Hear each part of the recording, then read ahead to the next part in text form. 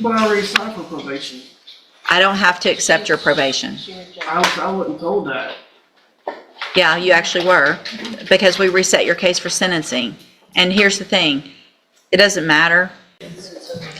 All right, are you Robert Lowe? Yes, ma'am. And so Mr. Lowe was previously in court, entered pleas of guilty to 3 cases of possession of child pornography. There was an agreement in those 3 cases for a 7-year deferred probation and a $1,000 fine with dismissals, I think, in 3 or 4 other cases. I've received the pre-sentence report. Has everyone had an opportunity to review that report? Yes, Your Honor.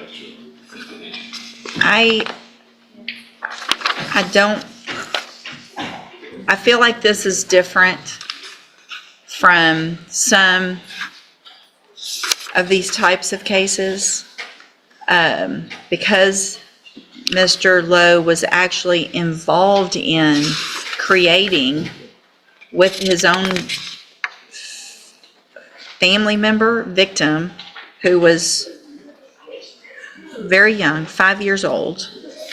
So this wasn't I downloaded something and didn't realize what I was downloading. This is very different. This is a family member that was victimized because of this. Don't talk right now, okay? And so for those reasons, I do not feel comfortable accepting deferred probations in these cases. So I'm going to reject those plea offers.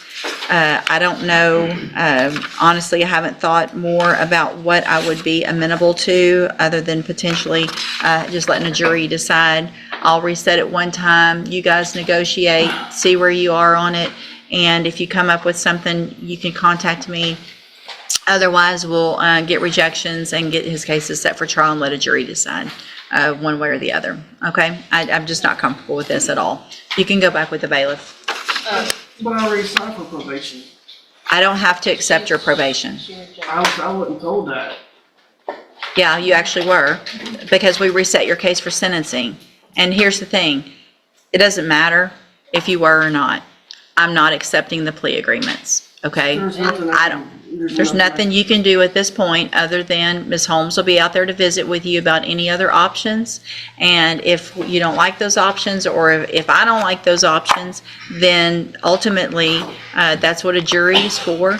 If everyone can't agree, and then we get a jury to come in and determine if you're guilty and what the punishment is if you are found guilty. Okay? So let's see where we're. I'm not going to consider any bonds at this time. Yes, Your Honor. I just, his mother is here, and so, but just for the record, because I have spoken with her on several occasions, as well as with Mr. Lowe. They did keep asking me if he would get out today, and my response to both of them was that it's up to the judge at the end of the day. So Thank you, Ms. I told Holmes. you that yesterday Yes, ma'am. when I visited with you, Yes, ma'am. and I told that to your mother. Yes, That ma'am. ultimately it's up to the court on whether you would be released today and placed on probation. Yes, ma'am. Thank you, Ms. Holmes. You can go back with the bailiff. I can't say nothing else. It's probably not wise right now, okay? Go back with the bailiff. I'm going to delete the other dismissals that came through at this time.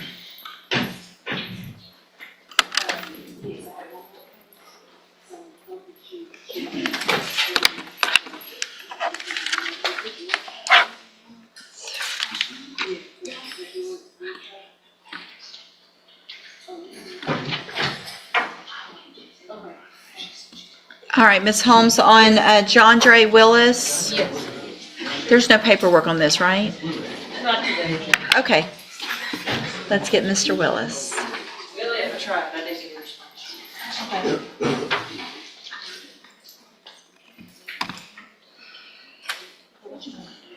I'll make you felony probation.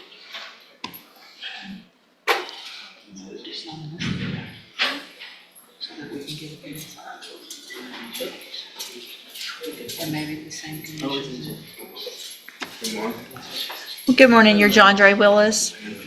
And this is 25 DCCR 1048. Mr. Willis is charged with burglary of a habitation. What is the announcement? Judge, I can, if you, Okay.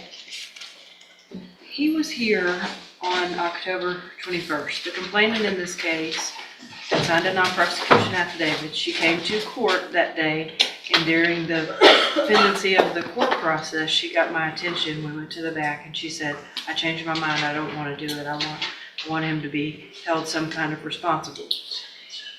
Based on that fact, I took that non-prosecution affidavit, kind of out of the equation, and the court imposed the bond conditions by agreement Yeah, that the bond would be reduced at $7,500. He was to have no contact with her or GPS, and he had to go and live with his mom in Iberia Parish. Correct. And we have the address. He has obviously not made that bond in the interim 6 weeks or so. She has not reached back out to me, but in light of that fact, I don't feel comfortable making the offer that has been requested for a misdemeanor. I would be willing to offer a felony probation with the same conditions pending a PSI. I just think a PSI would be important. I've tried to call her this morning with no answer. I can either make that offer pending a PSI, or I could ask you for 1 week and see if I can get a hold of her. I just don't want her to feel blindsided by it because she's gone back and forth. I'm not saying that she hasn't gone back and forth, but I think there needs to be some things in place. There was also a gun involved. We were able to determine that she actually found it, and it was not as big of an issue as we had initially thought, which is why my willingness to make the felony probation offer. I just think that's in my best interest. so why don't we do this? I mean, I did reduce that bond, I found that. Let's reset it to next Tuesday.